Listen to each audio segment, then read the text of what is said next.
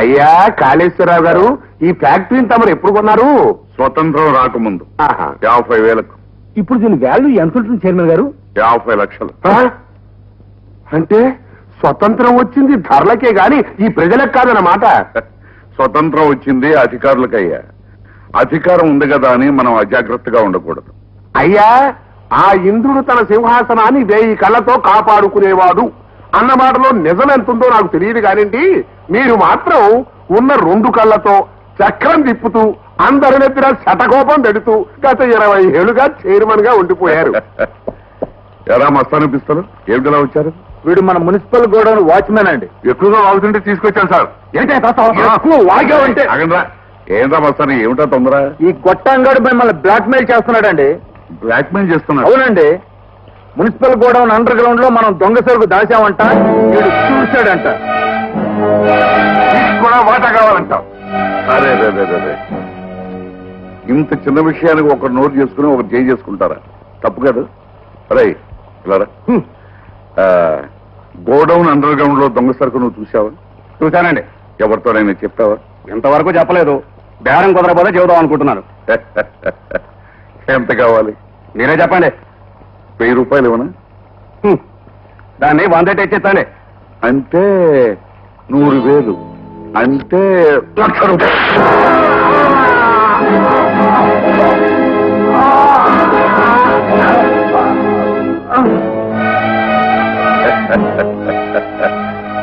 పాపం 100,000 అడిగాడు. 100 ఏళ్లు నిండిపోయి వెళ్ళిపోయాడు. అదండి. ఈ వాచ్మెన్ గారి పీడా వదిలించుకున్నారు. సరే, రేపు మున్సిపల్ మీటింగ్ జరుగుతోందండి.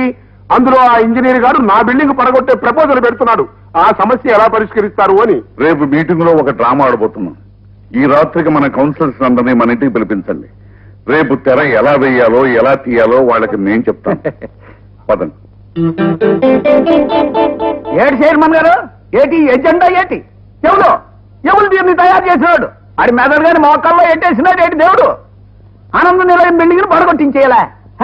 నిత్యాపల్లో ఉన్న బిల్డింగ్ ని పడగొట్టించేయడానికి మీకున్న అక్కేయడానికి వచ్చి ఇస్తాను. అయ్యా సింహాచలం గారు, మీరు కౌన్సిలర్ అన్న సంగతి అప్పుడప్పుడు మర్చిపోయి మాట్లాడుతున్నారు. దయచేసి కూర్చోండి. నన్ను కూకోమంటారేంటండి? ఇది కొంప కూలిపోయే ఎవరు? మీరే కూకోండి పలకండా. చెప్పండి చైర్మన్ గారా, నా క్వశ్చన్ ఇంకా ఆన్సర్ చెప్తారా? లేకపోతే నన్ను ఏరే మున్సిపాలిటీ ఎట్టేసుకోమంటారా? సరే, ముందు ఆ విషయాన్ని గురించే చర్చిద్దాం. ఆనంద నిలయం అనే బిల్డింగ్ ను పడగొట్టాలనే ప్రపోజల్ ఇచ్చింది ఇంజనీర్ రవీంద్ర గారు.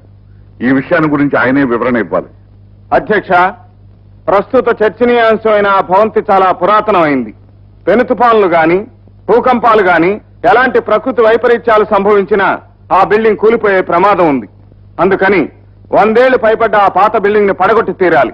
ఎందుకు పడగొట్టాలంటున్నానండి? అసలు ఎందుకు పడగొట్టాలా? 100 ఏళ్ళు నిండిందని పడగొట్టించేస్తారా? మరి తాజ్మహల్ కట్టి 100 ఏళ్ళు అయింది, చార్మినార్ కట్టి 100 ఏళ్ళు దాటిపోయింది. మరి అయితే ఆట కూడా పడగొట్టి కొత్తగా కట్టించేస్తారేంటి? ఏంటి అన్యాయం? ఆ పునాదులు వేరు, ఆ కట్టడాలు వేరు.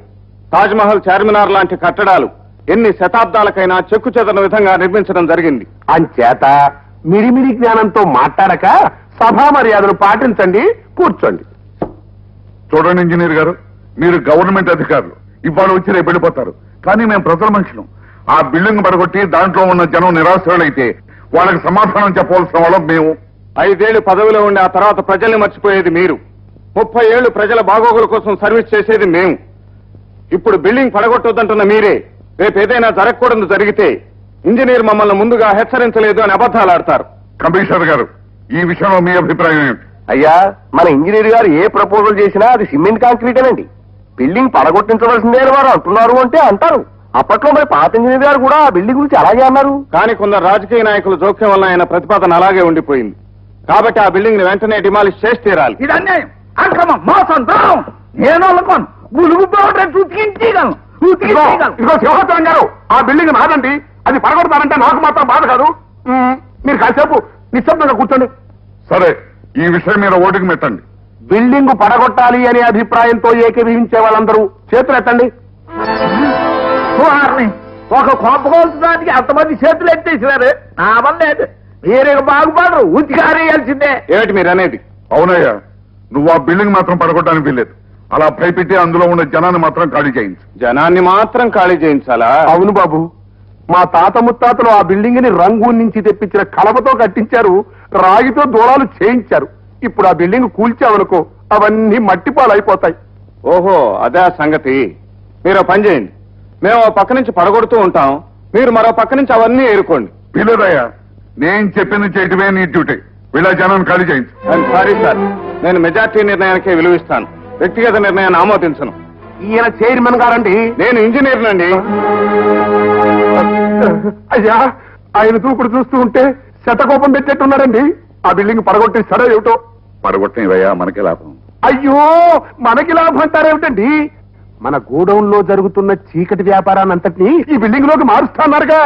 ఇప్పుడు సెటప్పే మారుస్తున్నానయ్యా. ఇంజనీర్ ఆ బిల్డింగ్ పడగొట్టిన మరుసటి రోజునే అదే స్థలంలో మన 5 స్టార్ హోటల్ పునాదులు వేస్తాం. మన కార్యక్రమాలని ఆ హోటల్లోనే ఘనంగా నడుపుతాం. అమ్మో, ఇదా మీ రాజకీయం? మరి చెప్పరే. అయితే అర్జెంటుగా నా బిల్డింగ్ పడగొట్టాల్సిందే.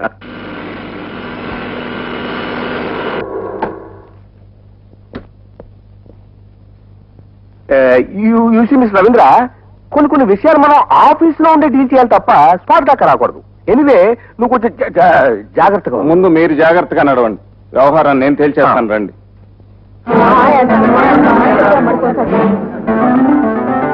ఏం చేస్తావో ఏమో.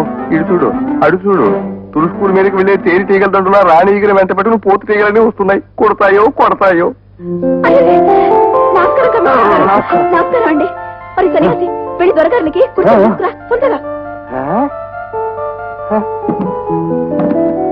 కూర్చోండి. సారీ, ఈ బిల్డింగ్ పడగొట్టబోతున్నామని మిమ్మల్ని అందరినీ ఖాళీ చేయమని చెప్పడానికి వచ్చాం. పడగొడతారా? అవును, ఈ బిల్డింగ్ పాతబడిపోయింది. చాలా సంతోషం ఇంజనీర్ గారు. ఎటు నుంచి పడగొట్టడం మొదలు పెడతారు? ఉత్తరం నుంచా దక్షిణం నుంచా? చూసారా సార్, అనవసరంగా మీరు వీళ్ళని అపార్థం చేసుకున్నారు. అవునండి, ఎవరైనా వచ్చి పడగొడితే బాగుంటుందని ఎంతో కాలంగా దేవుణ్ణి మొక్కుకుంటున్నాం. ఇంతకాలానికి దేవుళ్ళ మీరు వచ్చారు. కమిషన్ తీసుకొని కమిషనర్ ని నేను ఫార్మాలిటీ కోసం ఇవాళ నోటీస్ పేస్ట్ చేస్తాం. మీరంతా ఖాళీ చేశాక వచ్చి డివోర్స్ చేయటం మొదలు పెడతాం. David, notice అంటించు.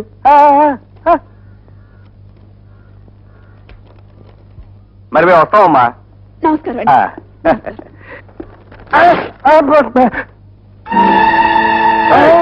ఏమిటా నోటీస్ చించేశావు? నిన్ను చించేయలేదు, అంతవరకు సంతోషించు గురు. నన్ను చించుతావా? ఇది మీ ఏరియానే? నీకు నా సంగతి తెలియదు గురు. నాతో పెట్టుకుంటే సెంటర్ లో పట్టుకొని చేత కొట్టేస్తాను చాలు. మీలాంటి వాళ్ళని ఎప్పుడో సెంటర్ లోను సందుల్లోనూ పట్టుకుని కొట్టేశాను. అయ్ మొగాడి వైపోయా, లేకపోతే ఈ పాటిగా. అమ్మా వద్దు, ఆడవారి చేతిలో తనులు తినే అధమయోగానికి మమ్మల్ని గురి చెయ్యొద్దు. మిస్టర్ రవీంద్ర, ఓ వాటుడు నౌ. కమిషనర్ గారు, మాట్లాడటం చేతగాని ఆడవాళ్లతో మనకెందుకు. అందరూ వినండి, 48 గంటల్లోగా ఈ బిల్డింగ్ మీకు మీరుగా ఖాళీ చేశారా? సరే, లేకపోతే బలవంతంగా ఖాళీ చేయించి బుల్డోజర్స్ తో పడగొట్టాల్సి వస్తుంది.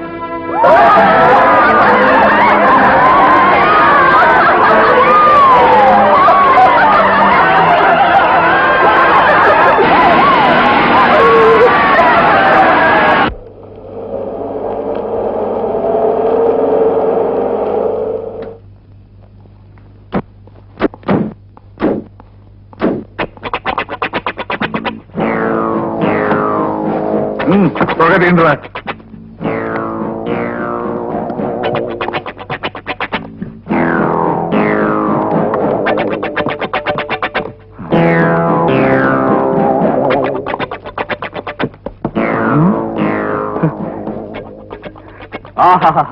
కాళేశ్వరరావు గారు, పోలీస్ స్టేషన్ ప్రక్కన వ్యభిచార గృహం ఉన్నట్టు మున్సిపల్ గోడౌన్ అండర్ గ్రౌండ్ లో ఇన్ని లక్షల ఖరీదు చేసే స్మగుళ్ళు గుడ్స్ దాచారంటే మీ బుర్రకు నా జోహార్లండి.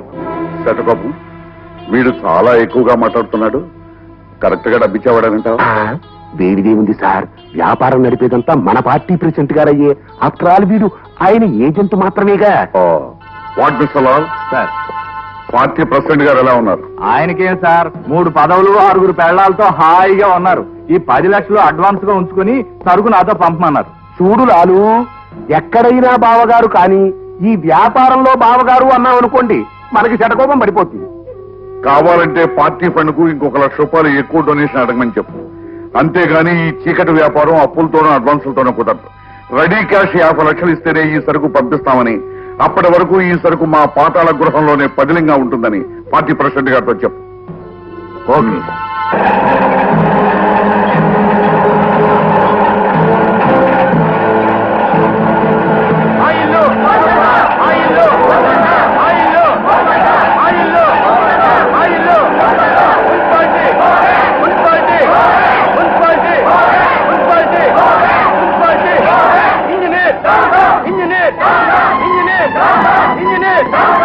ఆగండి. వెంటనే మర్యాదగా మీరు ఈ బిల్డింగ్ ఖాళీ చేయకపోతే పోలీసుల ఆధ్వర్యంలో బలవంతంగా మీ వస్తువులన్నీ బయటపడేయాల్సి వస్తుంది. వందే మాతరం. అలా జరగడానికి వీల్లేదు. ఈ అన్యాయాన్ని ఎదిరించడానికి గాంధీ గారు లేకపోవచ్చు, కానీ ఆయన అసలైన అనుచరుణ్ణి నేనున్నాను. కావాలంటే ఈ వాహనాన్ని నామించుకోనివ్వండి. వందే మాతరం, వందే మాతరం, వందే మాతరం, వందే మాతరం, వందే మాతరం, వందే మాతరం. ఏమిటిది? ఏమిటి అన్యాయం? తెల్లవాడు ఇంకా దేశం నుంచి పూర్తిగా పోలేదా? చూస్తానే, సామాన్లు బయటపడేయండి. లాభం లేదు సార్. లాఠీ చార్జ్ చేస్తేనే కానీ మన మాట వినరు సార్.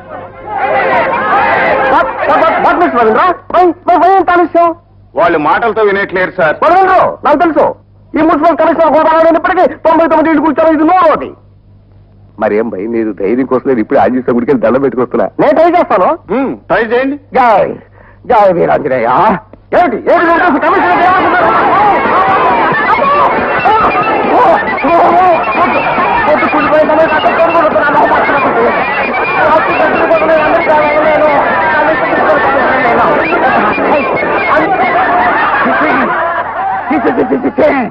ఏ ఉద్యోగం అయినా చేసి కానీ ఈ మున్సిపాలిటీ ఉద్యోగం మాత్రం చేయకూడదు. ఇంకా చూస్తానండి, బుల్డోజర్ పంపండి.